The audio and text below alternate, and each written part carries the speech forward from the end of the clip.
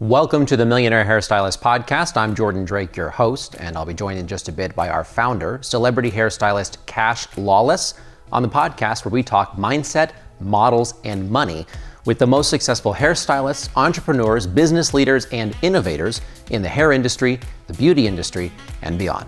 Let's go. When you think about the kind of money you want to make and the career you want to have, do you envision yourself standing behind the chair 10 hours a day, 7 days a week, doing the same thing over and over and over and over again until the day you die? I really want everybody to see their price as the first ceiling to break through. This is the part no one talks about, the money. Our guest this week is Charlie Price. He is the owner of Charlie Co Salons in the Dallas, Texas area, which is a wildly successful and reputable salon brand in that region. His background, of course, extends to New York and Los Angeles and the celebrity world and the fashion world and all the way back to the side of Vidal Sassoon in Canada. But aside from his amazing story, the insights that Charlie provides to us in this episode are so actionable and so immediate and will have such an impact on your business, whether you're a hairstylist or a salon owner. You're going to want to listen to this conversation twice, and on that second round, grab a pen and paper. It's really that good. Charlie teaches us from his experience, from his trial and error and mistakes, how he has curated incredible salon culture, how he systematically raises his prices, and what it means when he lets go of clients to give to the assistants who he puts out on his floor. And to that last point, how to grow beyond yourself, how to curate people coming in and out of your salon, first as assistants and then later as stylists. It's an incredible story. There's incredible insights. I know you're going to enjoy it. Without any further ado, here is Charlie Price on the Millionaire Hairstylist Podcast.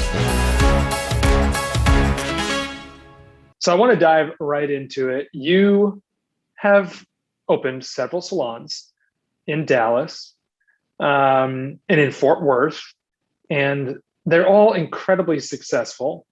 But you didn't start in the salon, industry or salon building industry. What's your story? How'd you get into hair, and how'd you get up out in Texas?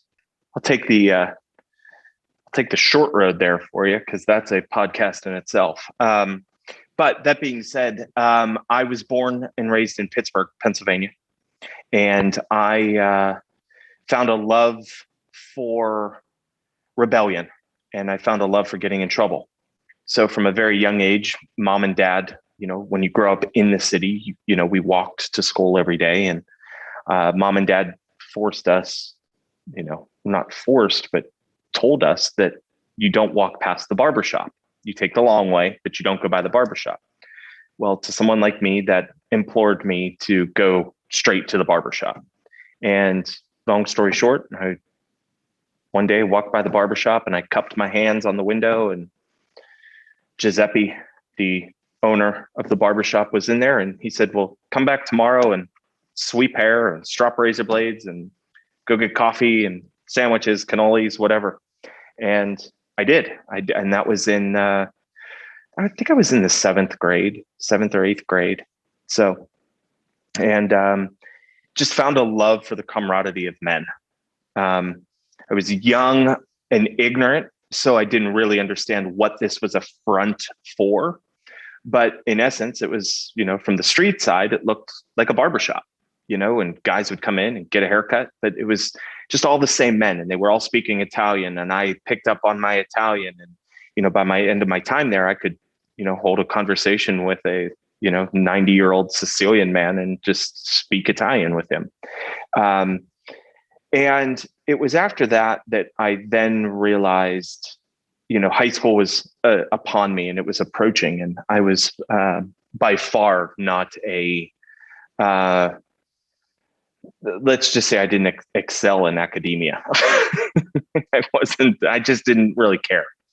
Found this love for the barbershop. I found this love for camaraderie. I found this love for actually cutting hair. And that was something that allured me a lot more than school. So long story short, the barbershop made very sure that the truant officer was not going to make a visit to Charlie's house to let his mother and father know that he has not been in school for greater of several months. That being said, I went and got a GED, I went to about 20 minutes of high school. So got a GED and got back into the barbershop and started kind of just doing a little bit more. And learning my way. And then, I was a 16, 17-year-old kid kind of hitting puberty, and I get to find out that I get to work with women. Absolutely, sign me up. And that's what Giuseppe was a first generation Italian. So his brother lived in Montreal, Canada, and worked for Vidal Sassoon. When Sassoon moved, over to the US, he did not open in his Santa Monica store was not, or school was not there yet. It was in Canada. At that time, it was in Montreal. Now it's in Toronto, or it was in Toronto. So I moved, got an 18-month work visa to go up to Montreal, and started learning what it was like to work in a hair salon with, at that time, I didn't know this, but it was probably the best hairdresser to ever walk the earth. So I was sponsored in there, got an 18-month work visa, went and assisted at Vidal Sassoon in Montreal, and had a blast, loved it. But I was a young kid. I was ignorant, I just didn't realize what I was getting with that until I left it. And I went back to Pittsburgh after doing 18 months in Montreal. And then Pittsburgh was kind of just, it was a tough place for me. It was a place where I didn't need to be. And so I decided to take the, at the time it was Tim Huntley and Annie Humphreys were the art directors for, I'm sorry, it wasn't Annie Humphreys yet. It was Sonia Dove, who is now the creative director for Wella. But Sonia Dove and Chris Humphreys were the art directors there, and they invited me to come and start working and start building my business in the New York Salon. And so that's when I made the decision that I would move up to New York City. And, being from Pittsburgh, New York City was a hop, skip, and a jump. And that's where my career started. And it started working behind the chair, loved it. But in New York, being 18 years old, living in New York City, it was, you have to have, side hustles. You have to do any and everything that you possibly can to put a dollar in your pocket, because, when you just start off on the floor as a hairdresser, it's, you don't have a line of people waiting outside the door. So went to work at a butcher shop in the mornings. And then I worked the door of a nightclub at nights and just hustled my way through. And then it turned into an editorial career where I assisted a hairdresser, and that turned into more jobs and more jobs and more jobs. But the defining moment was I didn't enjoy doing editorial work, but that's in New York City. That's all I was known for. I wasn't known for being a great hair cutter. I was known for being a great stylist. So I was losing the passion for the travel, for the editorial, for, working with and to some people, that was kind of the end all be all career. Like if you could make it to do editorial or get your work in Vogue or get your work in Bazaar, it was the end all be all. But for me, it was, another shoot. It felt like to a means to an end, and I just didn't enjoy it. At this time, personally, I also had a full-blown crack and heroin addiction. So I was living in the world of doing anything for a means to an end, just for a means for another hit or another fix. So, I was building a great editorial career. I was working Fashion Week in New York City and Paris and Milan, and had a great book of business with agents and photographers. And I just didn't enjoy it. So I knew I needed to get clean, and I knew I couldn't get clean in New York or on the East Coast. I just knew I had too many connections. It was people, places, and things that I just couldn't get away from. So in that sense, I felt like I needed a geographical change. One of my best friends that I grew up with in Pittsburgh, he was working on Wall Street. And after 9/11 and after, the ensuing market crash, he moved his hedge fund to Dallas, and pretty much just kind of put me in his car and said, I'm getting you the hell out of here. And we're going to Texas. He gets you in a car and drags you to Dallas, or you get in a car and drag yourself? He gets me into his car, and he's reloading, and he's like, you can live with me for a year and you'll figure it out in Dallas, Texas. And at that time I was more than happy. to get a change. Little did I know it was going to be the best change that, I could have ever asked for. It was God doing for me what I couldn't do for myself. Moved to Dallas. And this is where, I feel like my career started, because it started with a clear mind. I moved here in 2004, and that was also the year that I got clean. I got sober in 2004. So there, with a clear head, the things just started to be clear in my mind. And here we are, almost 15 years later. How soon after your move to Texas did you get into the salon game, or were you like as an owner? Right away. Oh, really? And right away. I moved here and I started teaching. And if you're familiar with Dallas, Texas, and the hair industry, there was a small, little company named Tony and Guy that was born and raised in Dallas, Texas. And Tony and Guy Academy and salons were kind of incubated and saturated all over the city of Dallas. So Tony and Guy was a brand that was almost through the end of my years in New York that I started to understand, this Tony and Guy, concept that was emerging. And it wasn't until I moved to Dallas that I realized how saturated it was with Tony and Guy artists. Well, I'm a Sassoon boy, and if you know Tony and Guy, a very aggressive way of approaching a shape or hair, just in general, where Sassoon took it from an architectural standpoint. It was shape oriented. And so those two worlds, those were black and white. And at that time, nobody knew Sassoon here. So I was trying to get into Dallas salons and just teach, do something to allow me to make some income. But selfishly, what I was doing is I was going into these salons, almost interviewing them. Is this a place where I would like to build my clientele? Is this a place where I would like to see my career starting? And I never answered yes to that.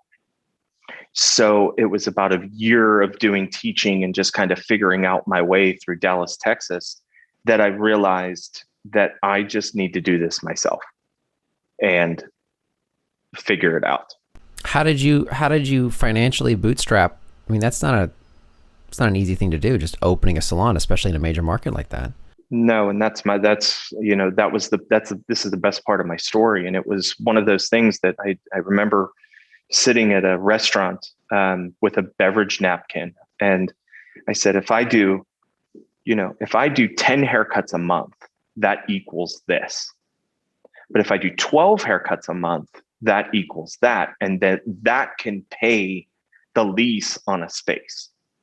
So the first place I leased month to month, and it was the absolute worst location that you could ever imagine building a business, except I was doing it in Dallas, Texas, where Dallas, Texas is the land of, if it's unobtainable, it's the best.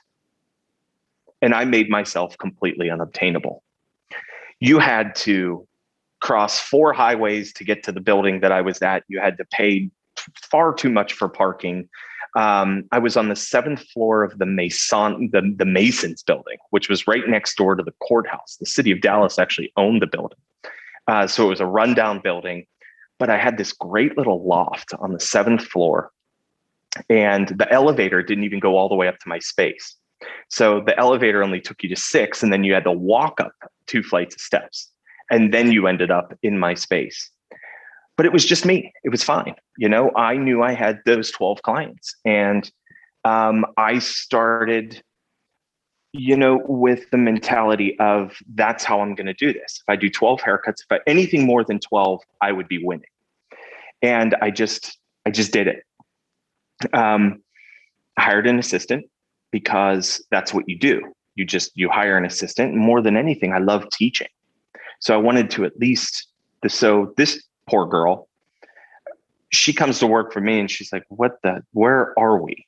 And, the look in her eyes, and we did this together. And, it wasn't until I did that for about 2 years. yeah, about 2.5 years. And then I made my first move, but it was a lot. It was a lot to learn. I learned a lot about business. Like I said, I have an 8th grade education. So I didn't know how to do anything. I learned it all in that space. In those 2 years, I learned how to operate and run a business. And it's from those days that I look at what we have now, and it all started at a really cool place. Wow. So you're in New York, you're on heroin. Your friend takes it you was to awesome. Yeah, I'm sure it was. I mean, I'll take your word for it, though. You get drug all the way out to the middle of the country. Well, I'm sure you don't have a bunch of connections here. What ran through your mind? What mindset was with you that you were like, yeah, I'm the guy who can do this. I can open a salon. I can do this. Coming from where you're coming from. Cash, it was just, it's a long look in the mirror, and it was instilled in me when I was a little boy. My mother and father divorced at a young age, and my mother worked 4 jobs to support 3 kids. So mom never came home. We very rarely saw mom. She was a school teacher during the day. She would go work at Dillard's after school. Then she would take a telemarketing job throughout the night and then go right back to school. So we would see mom in the morning.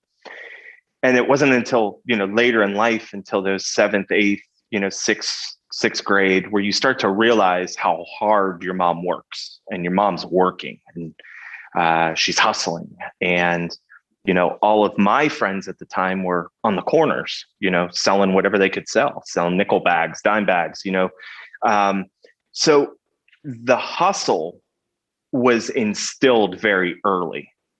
And I also, during that time, I also knew if I could get my hand on, some drugs, I could cut it up and make a little bit of money. So I knew the game. I knew how to hustle. But now, fast forward a couple of years, now I'm in Dallas with no connections, with no, I'm working on almost a year sober.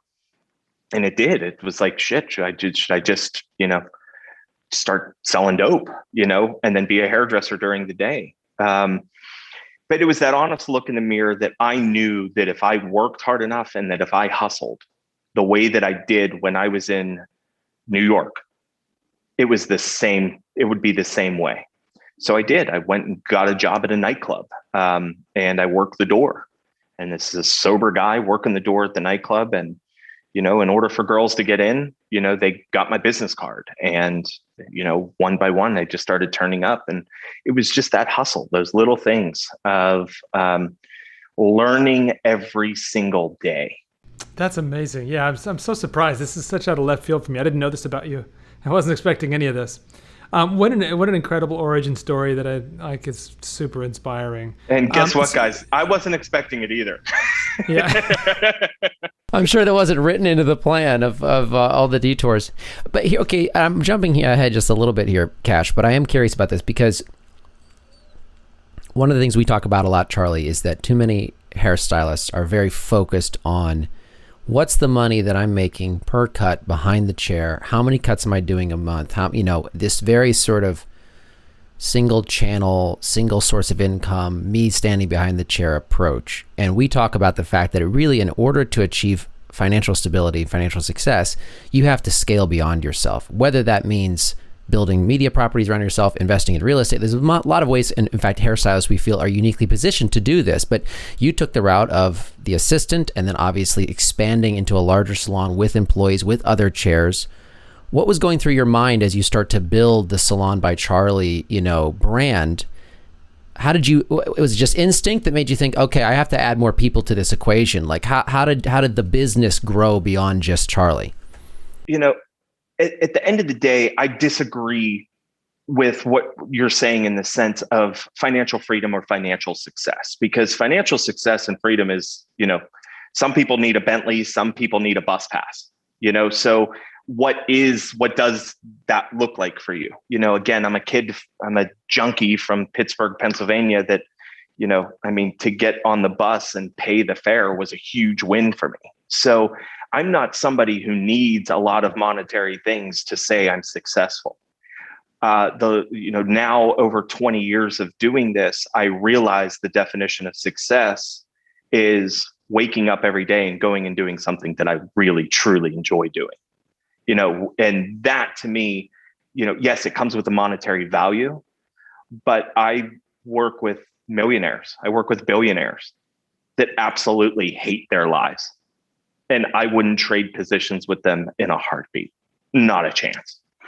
So to define what you're talking about, the big thing for me was, when you get to the point that so now you grow and you have an assistant and you're building, that building needs to retain itself as well. Like you have to continue to build year over year, quarter over quarter, month over month, week over week. Sometimes it was, for me, it was just, if I do anything over 12, okay, now I was doing 14, then it was 16, okay, 16 to 20.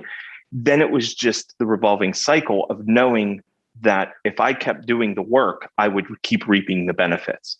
And the work for me was establishing a relationship with clients and wanting them to come back. I never cared about somebody who was the new client. I didn't want new clients. I wanted them to come back the second time. So I strived for retention because I knew one didn't do me any good. Because the following month, remember, I needed 14 the following month. So I needed to turn that 1 to 2. And retention was built into me. And that was instilled with Sassoon as well. Under a big corporate umbrella, the one thing that they looked at the most was how many clients are you retaining? And that's what you were rewarded on. So the retention came and then the snowball kept rolling. By some of the questions that I read that you want to ask, I'm sure we'll delve into that a little bit more. How do you do that? Why do you do that? What does that look like now? But, the definition for me, 21 years later in business or 21 years later doing the same thing that I'm doing that I'm passionate about, that's success for me. Anything that comes on the monetary side, whether I'm contributing money to my IRA, or if I'm buying a new salon, or if I'm buying a new car, or buying a new house, or investing in the, latest Uber. Yeah, that's great. That's amazing. But tomorrow morning when I wake up, Uber can crash. And guess what? If that's all that makes me happy, then I'm back 20 years ago. I've got a follow-up question to that. I think that's kind of what everyone is looking for. So what we talk about a lot is some hairstylists, there's a thing called reactance, where it's like a psychological response to being forced to do something that you love in a schedule or in a way that you don't have any control over.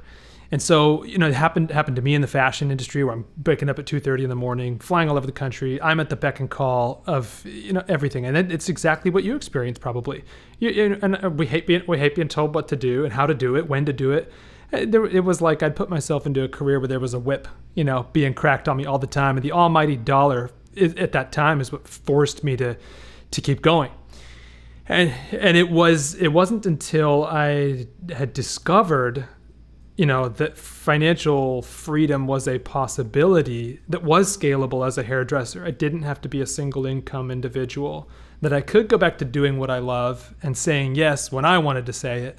But I had to have the resources and the influence and some of the things that it takes time to build. And you've done a lot of that. You have over week by month, by year, you've done it over and over and over and over again, and you've kept going, you kept going, you kept going. You started very small, and you kept going. And what it looks like is I see you go on this beautiful vacation. You just got married. You're able to take time off. You can go on a golfing trip. A lot of hairstylists, they lose money when they say no. And so we've trained ourselves that we have to say yes, and we start resenting the source of our income. And you've gotten to this place in your life. I can see it. It's very obvious. You've developed something very special, and that's your culture in your salon. And I've interviewed the majority of your hairstylists individually, And without a shadow of a doubt, all of them said the number one secret weapon to your salon's success. I don't know the answer to this, so I'm really intrigued to hear. Go ahead. Let's take a pause there for a second, Cash, because now we've got ourselves in a cliffhanger, which we should savor for a second. But let's rewind for the audience. A little bit of backstory on this. So when Cash and I were first starting to even conceive of the Millionaire Hairstylist, we were sitting in Cash's home I'm just going to tell a little story here for a second. We're sitting in Dallas, and I'm sitting with Cash, and we're talking about putting this program together. This is now, 6 months ago, or early spring of 2021. And Cash says, what would be really good is if we just sat down and chatted with some hairstylists who are currently working at a salon. Let me call my friend Charlie, because he's got this great salon, and maybe he'll let us talk to some people. We were even thinking, I think, of filming some people at the time, too, as part of the idea we had.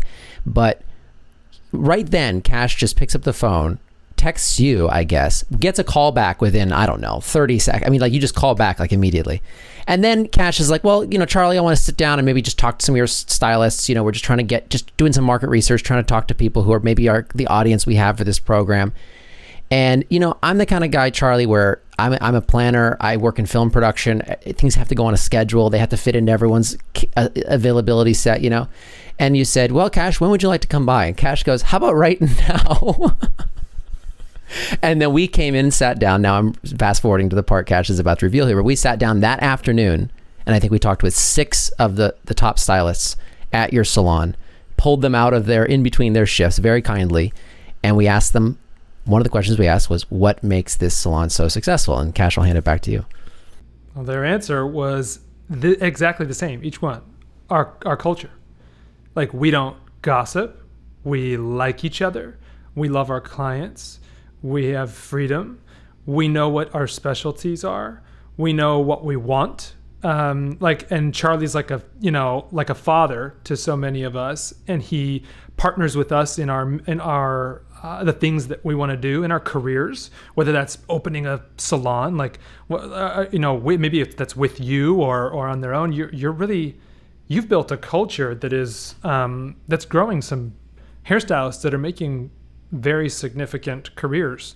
I think your salon, and I've done a lot of digging, I would call it the best salon in North Texas. I haven't done much study outside of Southern Texas or anything, but I think in this area, this is it has to be the top salon in the area as far as quality of service, culture, the environment, the location, the building, and the talent that you have access to there. How did you get from this situation of I've got 12 clients in a room no one can even get to where you're at now? A lot of mistakes. A lot of mistakes. Number one, thank you. That means a lot, Cash. I believe more that when you give, you get, and it to me, whether it's the hair industry, whether it's, corporate America, whether it's a startup company, I think good employees, good talent, loyal employees are far undervalued. Wasn't up until, 5 years ago that you were seeing CEOs making, almost 300 times salaries of their executive staff. And it wasn't until you kind of look at that and you realize, well, that's pretty shitty. I'm doing the work, I want to make some money for myself. But this is an opinion of mine. And in my eyes, an opinion is just an opinion until it has truth and data behind it. But I truly believe that great cultured salons are ran by hairdressers. They're not just handled by a money man. They're not just handled by somebody has to live in their shoes as well. My business model was all over the place for a long time. And then it wasn't until 7 years ago that I cleaned house. I cleaned house. I got rid of cancers. I got rid of egos, and I got rid of the crabs. Crabs, put them in a barrel. They're just going to claw, pull you down to get themselves up. And as soon as they're up, they're getting pulled down. that I had to eliminate that. And that was a very hard decision. And I remember talking to my, at the time, he was just somebody that I was paying just to kind of get an idea of my business and help me operate it and run it well. Today, he's my, highly overpaid CFO. That is the best thing that I could have ever done for my business. And I cleaned house. I got rid of 14 hairdressers. Okay. Most places that get rid of 14 hairdressers are dead tomorrow. I knew that I had enough within me to maintain the business. So it went back to, okay, I have this many haircuts. I have this many clients. I can start over. And I did. I was willing to risk starting over to better the culture at Charlie and Company. And it was at that time that I rebranded from Hair by Charlie, as we operated for 7 years. And we rebranded to Charlie and Company, because I knew that the company that I was going to keep was going to be as good as or better than Charlie. It wasn't about Charlie anymore. It was about company. It was about the people that were under his roof. So to put it simple to the salon owner, to put it simple to the hairdresser, was I stopped hiring hairdressers. I hired assistants. I hired green right out of beauty school. And I hired assistants in 4s. So I would hire 4 in a month. And I hired 4 because I knew that only 1 would make it. Assistants don't want to assist. They want to do. Especially in the world we live in today, where hairdressers are building clienteles overnight. You don't want to put in the work. So I knew that would weed them out. And I knew that my ROI, my return on this investment of just paying assistants, was going to come later. It was going to come a year, 12 months down the road whenever I put that person on the floor. Well, now we have 16 hairdressers in our Dallas location, and every one of them started as an assistant. And the assistant, and then the integrity was built in. I didn't do anything. All I did was wipe the board blank, clean slate it, start over, and have the willingness and take the risk of, if this doesn't work, I'm going to go rent a chair in somebody else's salon and just say sayonara. But I believed in it. I knew that if I could instill this, then it would show its face, sooner than later. And how long did that take? From wiping the slate clean, which to your point would kill any salon. Correct. How long until you knew, okay, that was the right call and I'm going to be okay? It took me 19 months. It took me just over a year and a half to get to the point where I put 5 people on the floor with me. And then the salon had 4 more assistants. So that I knew that we would be at 10 hairdressers by the end of 24 months. So I knew that we would have that going at least in the right direction by the end of 2 years. And that was my mark. How did you know to go with the assistant only onboarding route? Where did that come from? I got fed up with the ego.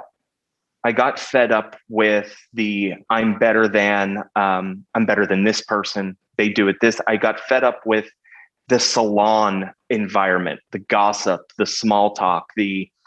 I wanted a team and I failed. I didn't have it. I had a lot of people. I had a lot of people paying rent, but it was kind of every man for himself. And I hate to say this, but the integrity of the salon industry, in my eyes, a guy from New York that worked for one of the biggest and best brands of New York City and hairdressing in general with Sassoon, that team culture only lives when everybody's doing the same thing and expecting the same result. If you have everybody doing the same thing and expecting a different result, everybody's doing their own thing. And it came from a fail. I failed. I failed in the sense of I was leasing chairs. I was giving people the opportunity to do their own thing. I failed in the sense of I wasn't building a team. I was building a bank account, and that was it. But again, there was my investment in Bitcoin that completely shattered overnight. So what was I left with? I was left with me, my mind, and an idea. So it was a long return, but I knew I had a plan this time. I knew that I had 24 months to complete this plan. And I knew that I was on track. I had somebody guiding me. I had somebody that was looking at numbers, looking at growth, looking at retention, understanding the business now. He was telling me that I was doing well. So that affirmation helped me. But the change came from ego. And I think culture is really affected whenever ego shows its face too many times. One thing you just said was that when you started, you put together a plan. So my first question is, how did you come up with your plan? And two, you tracked KPIs. You decided what was important what needed to be tracked and what needed to happen, and you had someone track those for you. And so how did you decide what was important? So how did you come up with a plan, and how did you decide what was important to look at to make sure you were on track with that plan? Good questions. 7 years in business, it wasn't until almost 5-7 years ago that we made this change. So it's current. It's fresh on my mind. And quite honestly, I went back to day one. I went back to the Bev nap. I went back to what Charlie knows. And I don't know how to build a spreadsheet. I don't know how to formulate an ROI. I don't know how to do that. So I went back to what I knew. And that was paper and pen. And at one point during that time, I was the only hairdresser on my floor. That was a shot to my ego. That hurt. I realized that I failed. I realized that I built careers, and then now they're going elsewhere and having an amazing living. And it was now being open to change, number one, and kind of taking a look at what I did wrong and where I could make that right. So in my eyes, I never wanted to be a salon where I leased every chair in my salon. Why? Because that holds no monetary value to me. If I have 10 chairs and I lease every chair for $1,000, I have a ceiling. I just put a ceiling on how much I can earn. I can earn $10,000 a month. That's it. I can never make more. I mean, let's not knock the product sales, guys, because you know how much chair renters want to sell product for you. So, okay, now I made $5 on product. That being said, I didn't want a ceiling. I wanted to catapult through that. So then it was, how do I keep a hairdresser? Well, I have to look at earnings. If I paid myself 50%, would that be enough? Absolutely not. 50, I'm doing the work. Yes, you're giving me a great place to work at, beautiful chairs, great shampoo bowls, awesome product, beautiful floral, bottles of water. Yes, but that I shouldn't punish you for having nice things. You work here because of those nice things. You like this environment because of those things, and that's what you should expect. So therefore, I formulated a scale. And that scale was a commission scale. And that scale was the best thing that we could have done. That scale still lives with us today. And to put it, very frankly, we pay our hairdressers every week. So we monitor their weeks. So our hairdressers, I have several hairdressers that make 70%. You're not going to find a chair lease that cheap. You're not going to find, but they have to bring in so much to reach that mark. So as hairdressers, I want to know that I don't have a ceiling either. As a hairdresser, I want to know that I have the capacity to make more money if I choose to. If it's in my DNA to be a hustler, to grind, to go pass out business cards, to post, to do this, that, and the other, I want to know that I'm going to have the opportunity to make more money. Rather than, as an owner, I eliminate the difficult conversations. Eliminate difficult conversations, and the culture stays intact. And the difficult conversation, the first one is, I need to make more money. My response now is, well, do it. It's on you. It's not on me. I give you the opportunity to make money. That commission scale is scaled every $1,000 in services, they get another 5%. So it starts at 3K. So 3K, 50-50. 4K, 45-55.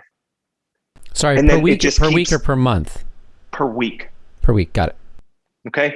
So the numbers that I'm using right now should tell you how much money my hairdressers are making. Charlie and Company doesn't have the culture of the average hairdresser. We don't have the $50,000 a year hairdresser. Sorry, I don't. I want more. The bar has been raised. But the bar hasn't been raised by Charlie. It's been raised by the person, their predecessor, by the person who was my assistant last. They make that money. So that's what you're striving for.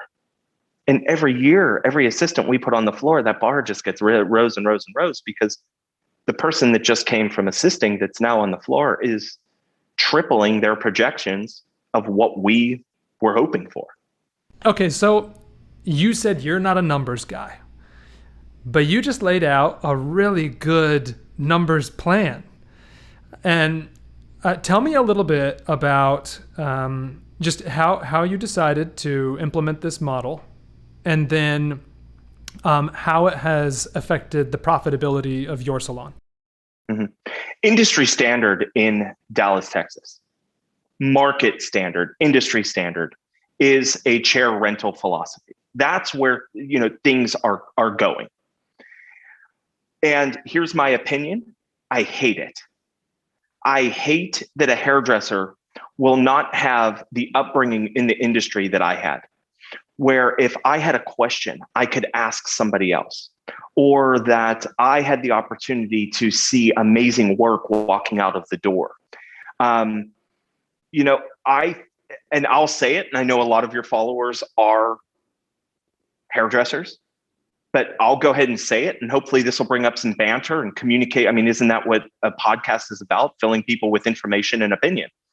I think a chair lease is where you go to die. It's a rental suite is where a hairdresser puts their own gravestone. It's telling the world, I'm out. I've reached my ceiling. But I also realize that's great for a lot of people that will never work at Charlie and Company. And the reason is because they've already set their standard. They've already put their gravestone down. Their ceiling is set. They know what they need, and that's all they want. Perfect. Maybe that's success for them. So who am I to say that somebody's wrong in doing it? But my big thing was, I still wanted people to grow. I wanted people to stay. I didn't want to push and build you an amazing business and you leave 3 years down the road after you had this book of business. I wanted that to continue to build, and I wanted growth to turn into wealth, and wealth to turn into monetary value. So the idea of that scale came exactly when I, as a business owner, found what my ceiling was. I needed to know that the hairdresser as well had a ceiling. I was giving them a ceiling. I was setting them up for failure. Their owner, their mentor, their boss, their friend, their comrade, was setting them up for failure. And that didn't work for me. I needed to know that they were going to be financially stable through the course of their career to get them to the next part, to want more. And I'm sorry, Charlie, I want to be clear. What do you feel was setting them up for failure? The existing rental model? Correct. When I fired 14 independent contractors that were leasing chairs from me, I realized, in that I was giving them their gravestone. They were just putting it into the ground. But I was doing that to myself. My ceiling, I was giving them their ceiling. And in this business, if growth to me is everything. Every year you should be growing, period. If you just want to stay here, then go do it somewhere else, but you're not going to do it here because our bar continues to raise. So I felt like I was giving away a ceiling at 50-50 or at $2,000 a month. I didn't want that. I didn't want that for the culture. I wanted more, not for me, but for them. I love so much. I'm very much a supporter of hairstylists need to be together, supporting each other, seeing what each other are doing. A collaborative environment is so powerful. I mean, if you look at some of the largest companies in the world, they implement open floor plans. They try to get ideas coming together and flowing more quickly to each other. We're getting away from the cubicle idea where we segregate each other, we separate each other. And even there's a lot of talk in the beauty industry of bringing multi-textural hair schooling together and salons together. And just there's a lot bigger push now for growing together. And you've done an amazing job at this. And what I noticed was that you looked at your business model, you decided it wasn't working, you took a massive risk that so many people will not do.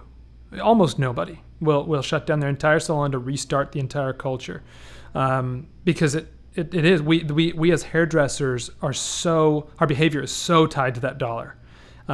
Because if we don't keep going every day, most hairstylists can't survive very long without a client coming in. And so you looked at this whole thing, your world, it just sounds like I'm just repeating to you what I'm kind of learning. You looked at this picture and thought like, I can't go anywhere from here. This is it. And I'm killing everyone else at the same time. I'm segregating people's ideas and knowledge and putting everybody into their own siloed little space. And then you had an idea, and it turns out that idea was far more profitable, far more healthy for the culture. But you also took the time to create this plan. You got started. You stuck with it. You've been sticking with it. It's been working. And in order to get here, you had to hire the right people. It sounds like you've created that culture. You decided these are the people I'm going to hire. When it came to bringing those people in to develop that culture and hiring the right people, other than the fact that they were just brand new hairstylists, what do you look for in those people to make sure you aren't bringing that toxic stuff in, the crabs, and all of those type of people? You would first have to look in the mirror and make sure that you are willing to lose everything. And I'm not talking about just your car, your apartment, I'm saying just you're going to lose everything, because you have to give everything that you have to that person. So whoever that first person is, you're giving everything to them, because you don't need one of them. You need 12 of them.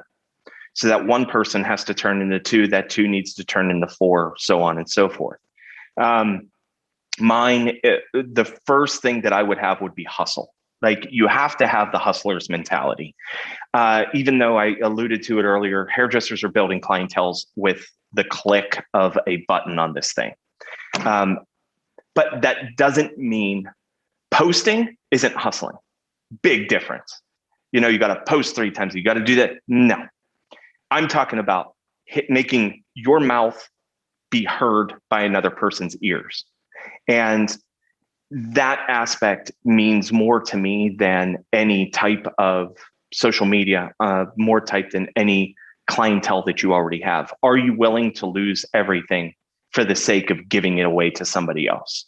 And that answer has to be yes, because if you've put time in and you've built a clientele and you are in a suite, then quite honestly, you're a pretty selfish person. I mean, if you're locking yourself in a suite every single day by yourself, building and growing your own business, it's selfish. It's just, I'm going to do this for me. It works better for me. The rent is affordable for me. My haircut prices are good for me. There's a lot of me's in there. Me, which I would then want to challenge anyone to take you out of the scenario. Take yourself out of the picture and want it more for somebody else than you want it for yourself. Are you willing to do that? I want to zero in on this a little bit, because obviously I think there are a lot of people who are probably listening that perhaps wish they could be Charlie's assistant and learn from Charlie. So let's do that for a second. So Charlie, you've mentioned hustling on social and how to be heard. We've seen this again when Cash and I talked to your team. This is something they all talked about, was how social media was used by your stylists. There's a lot of cross-pollination. A lot of people promoting each other's content and supporting each other, which I think also is a good testament to the culture that you've built. Tell us about your 90 and what that means for your team when it comes to getting your message across to your customers and building business. I have goosebumps when I hear that. That was something that my team brought up in a conversation with you guys. I didn't, when you guys sat down with those 6-7 team members of mine, I had no idea what you were going to ask them. They had no idea what you were going to ask them. I just told them one thing. I said, just be honest, be honest. My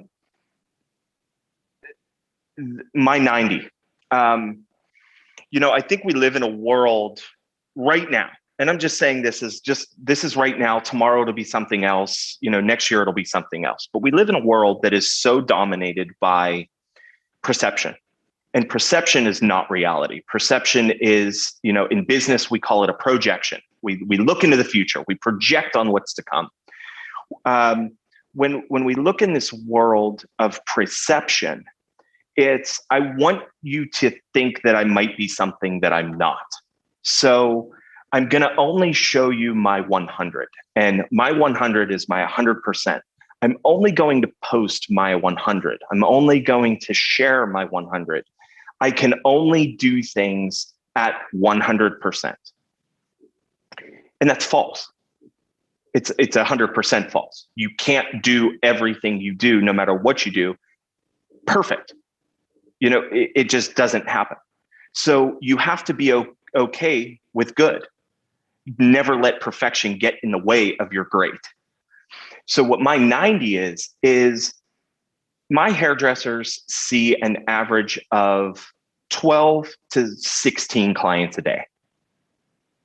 So they are performing a service that is allotted an amount of time to perform. So when a client calls the salon, they would like to see Amanda for a full highlight and haircut. Okay, well, we do our deal. We book that appointment. There's a block there. There's a block there. There's a block there. And sometimes that client walks in and it's like, oh my gosh, this is just, it's a mess. And anxiety fills. And all of a sudden you see them kind of run to the back room and just kind of take a deep breath and, what's wrong? Well, I'm saying a prayer to the color gods. And, and my response to them is, well, just do your 90. What works for you 90% of the time? 90% of the time, you are getting great results. So do that. Don't think that this has to be a makeover every single person that walks in. In our industry, when I have a new client, I know they're going to be a disaster. The only way they come to Charlie is because he's kind of like the last resort. So when I get a new client, I know she's going to be banged up. Am I going to give her my absolute 100 that day? No, I can't, because I got to get rid of years of detriment, years of people trying to maybe do too much or do too little or whatever that might be. But I always have my technique for my 90. Here's my sectioning. Here 90 works 100% of the time. So I always tell my hairdressers, just do your 90. And then all of a sudden there's that sense of relief. Like, oh yeah, I know what I'm doing. I'm good. I know my formulas that work. I know my sectioning that works. I'm not reinventing the wheel here. I know this isn't going to be the most perfect, most liked picture on my Instagram, but I'm going to retain a client out of this so that the next time that they come in, they can get my 100. Got to be honest, that's not, Cash, I don't know about you, but that's not the answer to that I was expecting, especially considering especially considering your emphasis on hustling, because there's this idea of, the right way all the time, giving 110%. And it's interesting. It's like from what I'm hearing, it's you're not lowering the standard. You're emphasizing a model that's replicatable, and you're emphasizing a state of mind and a workflow that allows someone to be confident and effective and execute and stay on schedule, because otherwise you're just burning the candle too close. Correct. And Cash, I think you can relate to this a little bit more. when we go back to our editorial backgrounds, okay, and you have a Fashion Week lineup and you have 40 models and your look is this beautiful chignon. It's long, it's silky, it's smooth. And then you have that one model that was casted that has the frizziest, gnarliest, godforsaken hair, but God, she's beautiful. She's going to look great in this dress. So let's forget about the hairdresser and just think about, what the designer's thinking. The designer's thinking, oh, she's going to look amazing in this dress, not even looking at her hair. And you get this girl in your chair and you're like, oh my God, how do I duplicate what I just did on Carly, on some of the best runway models in the world? You make it work. And I think a lot of this salon industry and a successful hairdresser has to deal with is sometimes you're not going to be able to give your 100. Sometimes you just have to give your 90. Sometimes you have to be okay with good. Sometimes you have to be okay with great, not to affect what perfect looks like down the road. I've heard it said that the enemy of a great plan is the dream for a perfect one. Oh, that's good. That hit me so good. I was like, so many of us face things with such anxiety and such high, and I've done this in my own career, and I did it for years, and I wound up getting illnesses from it and ailments, and it affected my physiology, the amount of stress I would put on myself. And that's a lot of hairdressers in fashion and a lot of hairdressers behind the chair. And being able to get started and keep going, knowing that your plan will not be perfect. Whatever you're doing on this client, it's never going to be perfect. You might love it, but as soon as she leaves, she's going to wash that crap right out anyway, and all your work is gone the next day. Or maybe if it, maybe it lasts a few days.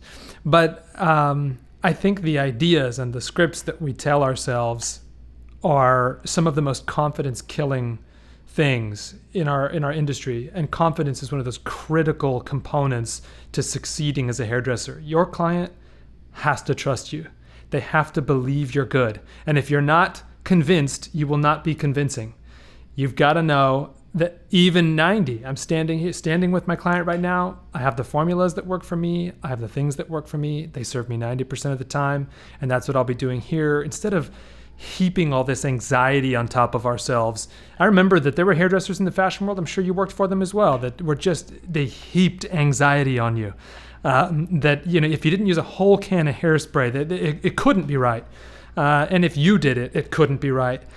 There's just some toxic things that we say to ourselves. And I love that there's a phrase that you have that helps replace that, a toxic tape that plays in your head to yourself, that gives your stylists the confidence to go, what's my 90? What works for me 90% of the time? Just do that. That's amazing. And we all need those anchors and those tools to fall back on. And all a lot of the stylists, they mentioned this, and that's why we wanted to bring it up, that it was really just kind of a pivotal tool for them in understanding what they do. One, like what do you do? What's 90% of what you do? What are you known for? What do you do well? And how do you do that? Yeah, can I jump in on that for a second as well? Because Charlie, I think we thought that the 90 was in reference to how your stylists brand themselves to be known for very specific things, and the emphasis they make on that. Clearly, that's not what that meant. However, looking at your stylists, you guys are very effective at something we do talk about a lot. So I'd love your thoughts on it. Again, as long as we're trying to teach some of the stylists who might be listening, is using social media to get across a clear messaging of what you do as a professional in hair, so that people know what they're getting. And there's a we say shout it from the rooftops, your unique proposition for you as a hairstylist. Is that something that you instilled in your hairstylist? Blonding is obviously a big part of the brand. Talk to us about that, just the thought process around how you market the services you offer and how your hairstylists carry that torch as well. Again, I think it goes back to my upbringing in the industry. I was just a hair cutter and stylist when I was with Sassoon. My entire career was built on cutting and styling. I never touched hair color until I moved to Dallas. And the reason I picked up hair color was because, Dallas is known for its blondes. And when I was in New York, I worked with I mean, I worked alongside with some of the best colorists that our industry has ever, seen and witnessed. So you can't help but that be kind of passed down or instilled, even if it's way in the back, it was still there. And I remember I would just get all these, blonde women in for haircuts, and I was just noticing their blondes being just bad. They just weren't pretty. And I just kept telling myself, surely I can do that. Like, surely I could do that. So that was really where I started coloring hair. I really wasn't a color formulator. I was a bleach, and I was a high lift hair color guy. So, I started by blonding, by lightening, because I understood it. I knew that if I took color out, all I had to do was put the right tone in, and I was golden. So that being said, blondes are a big thing for us because it's what I do. It's what I feel like I do best. So while they are building, when I put a hairdresser on the floor at my salon, they were assisting the salon for a year, and they were assisting me for 3 to 5 months. So 15 months of assisting, training, learning. When I put a hairdresser onto the floor, Charlie, I want to lose 20% of my clientele. So when I put an assistant on the floor, I want to know that I'm going to lose at least 20% of Charlie's clients to that assistant. Number one, the first thing that happens, as soon as I put an assistant on the floor, I raise my prices. Okay. They're already a lot to begin with. Now I'm going to add more, and I'm going to lose 20%. And I feel like every time I put an assistant on the floor, I got to go print out, I got to go get new business cards, because I lose my entire clientele, because they grow with a relationship, and they have a relationship with the client that I do not. I'm the worker. I'm, doing the work, but the assistants are actually building the relationship, and the relationship is more valuable than the time that Charlie spends, because it is little, it's minute. So going back to the question, or I guess the statement, it's just that hairdresser wanting more for themselves as well. We got to hit on the 20. Oh, that's my favorite. Let's go.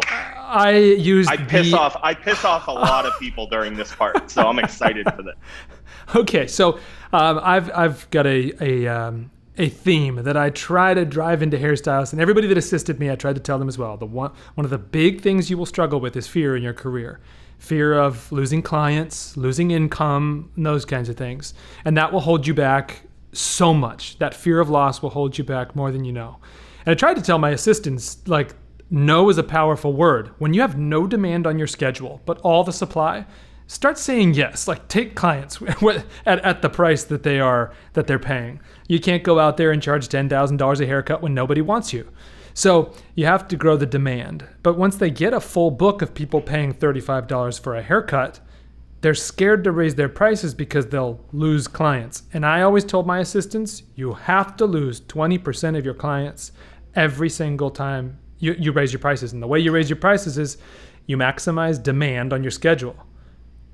And in order to open the door for higher paying clients, you are going to have to lose clients. You have to get rid of good so that you can open the door for great.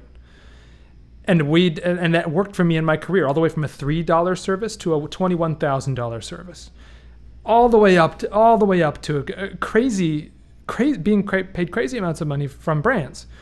I had to get rid of my full, $30, $40, $50, every single increase. I had to get rid of that entire clientele, so that eventually all of them would be paying what I knew I was worth and what I knew I could get based on the demand. What do you tell your hairstylists about raising prices? You use the same 20% for me. 20% gone. That opens the door for opportunity. How do you teach your hairstylists? What's your method for teaching your hairstylists how to raise prices and how to maximize their earned Well, income? it's not what I tell them, it's what I do. They witness it as an assistant. They see it happen. I'll share my I made it moment. with you guys and with the people that are listening, because this will segue into, that the 20% model. The I made it moment. I do not work on Saturdays, and I very rarely go into my salon on Saturdays. I'm on the golf course. I'm traveling with my wife. We're sitting on the sofa doing absolutely nothing, whatever it might be. One Saturday, I walked into the salon, and this was recent. This was in the last 2 years. Walked into the salon, and I believe at this time I had 16 hairdressers on the floor. And I walked into the salon at about 11 a.m. on a Saturday. And when I walked into the salon, I was greeted with something that I never once had in my entire career, but it's what I built. And it was that moment that I realized this is why I did what I did, and this is why I will continue to do what I do. I looked at this, I picked up the iPad and I looked at the schedule, and I saw everybody working. It was a jamming Saturday. It was kind of awesome. And I started looking around at the chairs, and every single client that was in all 16 of those chairs started as my client. And I say it with the biggest smile on my face, because there's the proof. Charlie is willing to lose for you to gain.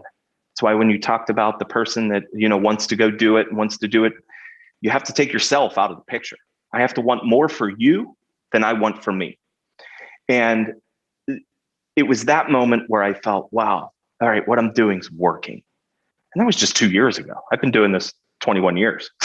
So, to just be greeted with that moment. But the proof is shown. Yes, I tell them, yes, I show them, but you can lead a horse to water and not make them drink it, but they are proven that the horses, when they show up, they're going to drink. For me, no, not for me. Proof is raising your prices is not something you should do. It's something you have to do. And you have that supply and demand mentality. Again, we go back to the word perception. Recently, 2 weeks ago, I was talking to another hairdresser that I work at his salon, and he said, what did he say? I said, oh, I would love to get one of my clients in with you. She needs this, and the other. He says, Charlie, I'm booked for 6 months. And he said it with a very, like, he stood up higher, his chest came out, and, kind of gave me a little, yeah, I'm booked for 6 months. Oh, you're booked for 6 months. Wow. You must, in his eyes, he felt very achieved, where then I was in the background. Business Charlie kicked in with his axe and just started gnawing him down.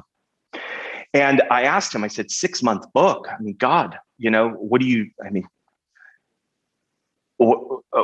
do with the client that's leaving the salon today that wants to pre-book and you want to retain? And he goes, well, I don't have any time for her. So she has to go somewhere else, and then she can come see me in 6 months. I'm like, wow.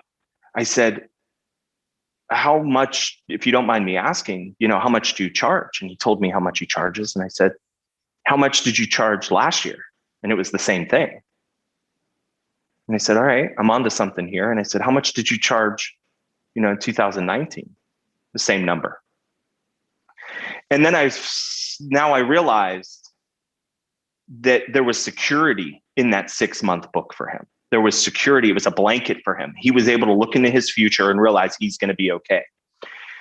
My mythology is, if I have a hairdresser that has if they have a 2 week book, they get red. So then they're on the red line. And at the time, most times I usually have 2 or 3 stylists that I'm watching closely.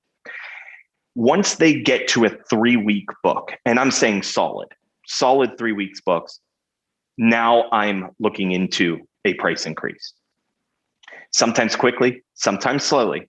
But the moment you have a 3 week book, you're turning business away. We live in a world of instant gratification. People want to call Charlie and company and have an appointment within the next week, 2 weeks max.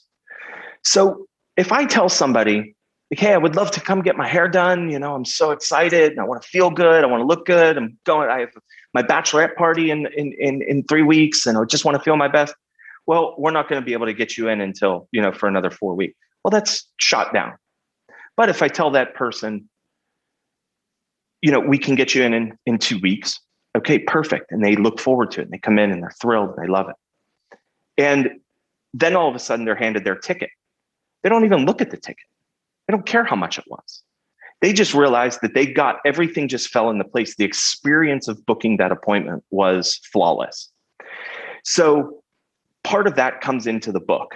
And the book of business that I feel that any hairdresser needs is a 3-week book to maintain retention and building. Because again, if you're okay with the same clients you had 10 years ago, paying the same prices that you charged them 10 years ago, then I'm sorry, that's on you.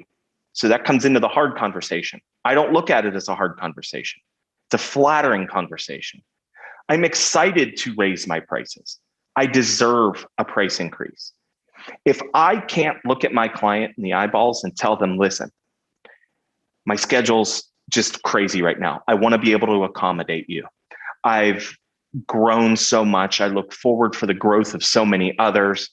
With that, I have to, your next service is going to be, $100 more. Would you be, then I'm putting the ball in their court. It's up to them. I'm giving them the choice. I'm not giving them, I'm not saying, oh, you showed up today, your haircut's $100 more. No, I'm guaranteed to lose her. In our model though, like I said, I want more for the next person. So every time I put an assistant on the floor, I want them to lose, I want myself to lose 20 to 30% of my clients. So the first thing that Charlie does is he raises his prices. So if I'm a $300 haircut, now I go to $350. My price point is high. And right now I charge $425 for a haircut. And my color starts at $600. I share that number, not because I'm the most expensive, not because I'm the cheapest, but because that's where I'm at right now. Talk to me in a year, that number is going to be 100% higher. I guarantee it. Because I need to lose to gain. I need that to happen within my brand. So when the biggest combatant is old clients, well, she's been with me since I started. Well, she's the first person that should be paying more. She's getting so much better work. I look at it, Cash, you're tattooed. I'm very heavily tattooed. I have some great work by some great artists. What if I got tattooed? I got a sleeve done almost 16 years ago.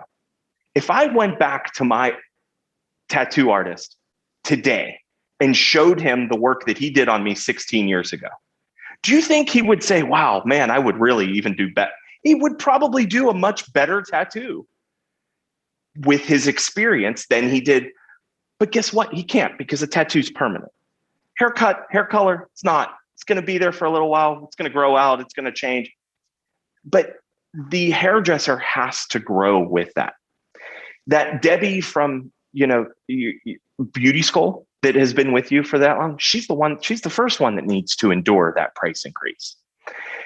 Those clients need to go away. They need not go away. They need to move on to somebody else.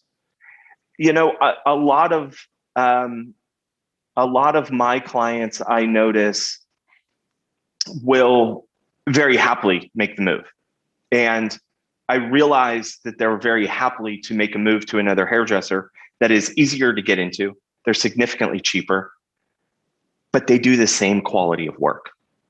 Just because they're not going to Charlie anymore and they're with Amanda or they're with Desiree means they're getting the same quality of work, easier to get in for that appointment, and at a fraction of the cost. So it's a win-win for all parties. It's not a difficult situation. It's a very easy conversation to have. I'm growing. Everybody else gets a raise. Corporate America, the average raise is 5% of your salary per year. So why shouldn't I get a raise every year or more than that? You want to earn money, you want to earn wealth, then you have to charge your worth. And it's deprecating to me to see that the industry is lacking that. I hear it all the time. hairdressers that are doing just incredible work and spending so much time and charging so little. Yeah, I love how you hit on so many things there with pricing. One, pricing's an important conversation, but it happens to be one of the only money conversations hairstylists have, which I think is a big mistake. Two, clients or hairdressers, and I've told my assistant this for years because it was a really hard lesson for me to learn. Just because you took a class or milk is more expensive or whatever, it doesn't mean that you can justify an astronomical price range. Like if I want to sell a house, right? If I make this house and I deck it out, but it's in a crap neighborhood and nobody wants it, it doesn't matter how nice I make it or how good I make it or how good it gets. Nobody cares because nobody wants it. So therefore it will not sell for the price I want to sell it for. And hairstylists, I think the one big metric you have to work on for price raising, if you want to maximize that earned income, which is level one in money. Like that's the first stage of earning. You haven't even hit income from assets or passive income.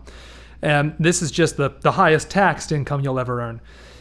That raising the prices really comes from driving the demand on your schedule. And that's what you have the confidence to do, and your stylists have the confidence to do. You got to be confident enough to go, I'm worth more, therefore I'm going to give my clients away. And variety is the spice of life. You want the same clients for 50 years? I don't. I want new challenges. I want new problems. I want new things to solve. That's what makes me better as a hairstylist. I want to lose clients. And eventually, I lost all my clients. I had 2 clients before I retired from standing behind the chair. I'm still very much in the industry. But when I stepped away from being behind the chair, I just had 2 clients. It was Justin Bieber and Priyanka Chopra. Those were my 2 clients, and they took up a significant amount of my time. So but they also paid a good rate, and that was it for me. That I got down to demand on my schedule from 2 entities. You've shared this model for raising your prices. Are your stylists totally on board with this? I love the 3-week model, by the way. Are they on board, or are they scared? And how do you instill the confidence in them to go, all right, you're more expensive. You're probably going to lose some clients. You're probably going to lose some income short term, but go replace them. How do you instill that confidence in them? Again, I don't have to instill it. They see it every day. They do it because, again, they were my assistant. They were the salon's assistant. Everybody in that room has walked in that person's shoes. So they know exactly what to expect, and they witness it every day. They witness Amanda raising her prices 50%, and losing, 4 weeks off of her schedule to just be 2 weeks booked out. Instead of, like you said, I have all of these people where all I only need is 2. I only actually need 1, but you had me at Justin Bieber. But at the same time, it's the other death curse. And I look at somebody through much different eyes whenever they do not take new clients. And they state this: not accepting new clients. My books are closed to new clients. I do not see new clients. All I want to say to them is, you're an idiot. Yes. Because you are. And that's not an opinion. I will back that up. Again, an opinion's only good with data and truth. You're an idiot. You're a moron.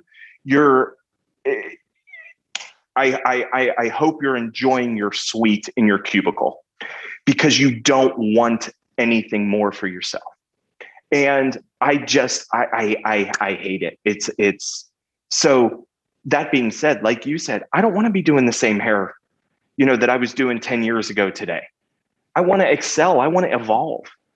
I bet my tattoo artist wishes he could do this again with the knowledge and the experience and the artistic and the creativity that he has grown to have. But it's one of those things that the stylists need to trust their mentor. And that's when you realize you're not a boss, you're not a friend, you're not their confidant, but you're their mentor. You're the one that they trust. And once you do it once and you succeed, you kind of feel like you now take ownership and you'll never let them down. And they realize that. It's like, oh, wow, I was so scared about raising my prices, but now I'm actually last year I made $100,000. This year I made $150,000 and I'm only working 4 days a week. I've added a day. And, that's something to me that is, you do it right the first time, it segues and it turns into that catapult effect. Charlie, it's fun chatting with you and getting to dive a little deeper into how you operate, because I think when I met you for the first time earlier this year, and of course Cash has known you for a while, and you have such presence and such calming energy. You're you got a little bit of like a Buddhist monk vibe that I love chatting with you and hearing from you. But there's a savage hustler energy there that I just love, because it's that what do they say? It's challenging to fire a client by increasing your prices, because fundamentally it's a disagreeable thing to do. You're making yourself unavailable to them financially, and therefore they have to move to someone else, and that's a little bit of conflict. And people who are usually kind and nice and easy to get along with are conflict avoidant. So it kind of makes sense. It's like this is a sticking point for people who have this personality and specialty. But you have such an amazing Venn diagram of like kindness and just like complete savagery. I don't know how you pull that off. Yeah, that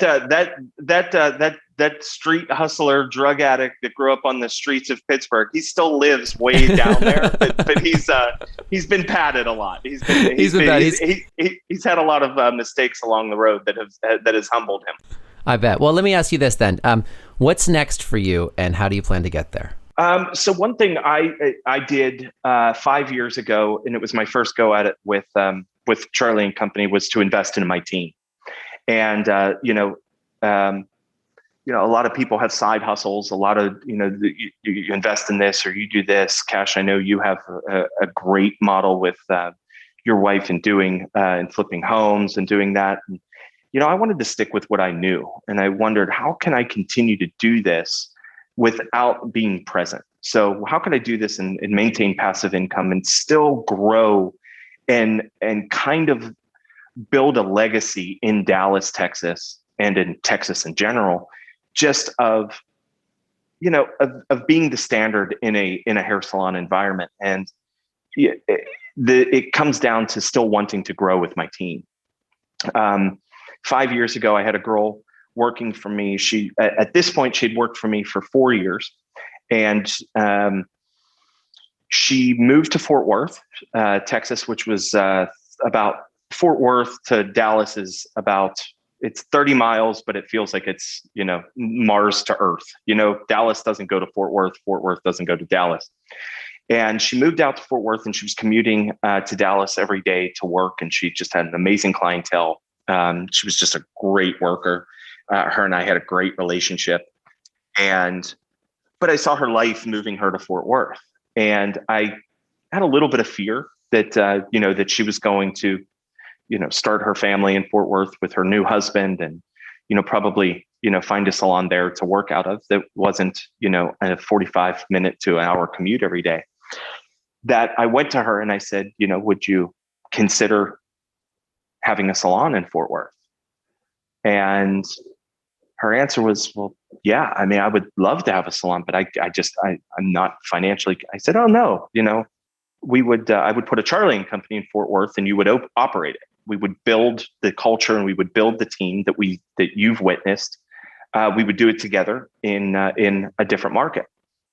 And it was my first time that I realized now on what a smart decision that was in investing in people. And now my ROI, my return on that investment of hiring her and bringing her in is now paying off, because fast forward 5 years, I opened Charlie and Company with her. So the way that we do it, my business model with that is, she's no equity in. So Charlie put up the entire cost to open the salon, whatever that number was. She had no risk to that equity, to that money. But she was the sweat. She was the operator. She was the Charlie. She was going to be there every day. She was going to maintain it, the staff, and she was going to continue to work and be on the floor and take her clients. But she was going to have a bigger piece of the pie. So it's a profit percentage. So it's a split profit. So Charlie makes 80% of the profit. Lauren makes 20. So now she started having mailbox money, where she didn't feel like she essentially did anything, but every quarter she had a check in the mailbox, which was an intercompany distribution, where she was able to realize now she had ownership. And we are now at the point where her and I's partnership has proven to just be absolutely incredible. And we're going to continue this model by elevating and expanding our Fort Worth location. We purchased a building in Fort Worth, and we're under construction on it now to open a much more grand, elevated salon. And the only reason I have that is because of Lauren. And Lauren could have that without Charlie. She just, she wanted to invest more in me, and I was willing to invest more in her. So I also have another girl that started assisting me about 6 years ago, and she's on the floor, and she's a $250,000 a year hairdresser now. And I was at a wedding for one of our staff, and her husband approached me with the idea of doing the same model in a town called Southlake, which is, it's just west. So it's another suburb of Dallas. And my answer to her was absolutely 100%. I will fund the salon. We'll build the salon. Let's write a business plan. We'll figure this out. But I also knew that she wanted to have another baby. And I said, unfortunately, and I looked her husband in the eyes, who I have a great relationship with. I looked her husband in the eyes. I says, you can't have his baby and my baby. So she actually, and this is really funny that this is coming up, but she is actually being induced today. She's going to be having her baby today. So they decided that they wanted to have their baby, and next year I'll do the same model with her. So my team doesn't leave me. They grow with me, and we will grow together, and we will continue to make money together, and we will continue to prosper together. I had very high expectations for this podcast. It exceeded them wildly. Yes. Yeah. Yes. Very glad we got to chat. I sat here and listened, and I just enthralled for so long. And it is like listening to him. I think we'll probably just always refer to him as the kind savage going forward. We'll have a nice nickname when we have him back. That's got to go on the website, Charlie. You got to work that in. The kind savage? Yeah, the kind savage. Oh my gosh, this has been There's incredible. Your product line. Yeah, exactly. You can have that, Charlie. It's all yours, bud. Don't give that away. Oh, I'm sorry, Cash. Is that for us? I don't know who that was for. He's into profit sharing. Come on. Oh, right. Okay. Charlie, I think you shared a lot of amazing ideas. Just finance, ethics, wisdom, mindset, some of the business models that you've employed in your business that have made them successful. And so thankful to be able to hear from you. And I know that everybody listening is very inspired. And just even with just a few of the takeaways that you said, it'd be so powerful in any salon. So it was an awesome hangout. We'll have to do this again. Guys, I greatly appreciate what you're doing for the industry. This is real talk. This is where it separates, it separates the hairdresser from the hairdresser that is just doing it as a side gig to the hairdresser that is doing this as their career, as their passion. And there's a huge void in that. And this conversation is filling that for a lot of people. There's a lot of information, and there's a lot of people that came before me in doing this and after me. Again, as I shared, it's not the right way. It's my way. And that's all. I can only share my experience, strength, and hope. But I'm thankful that you are giving me the opportunity to have the platform to do it. Thanks, Charlie. Thank you, guys. I appreciate y'all. Talk soon.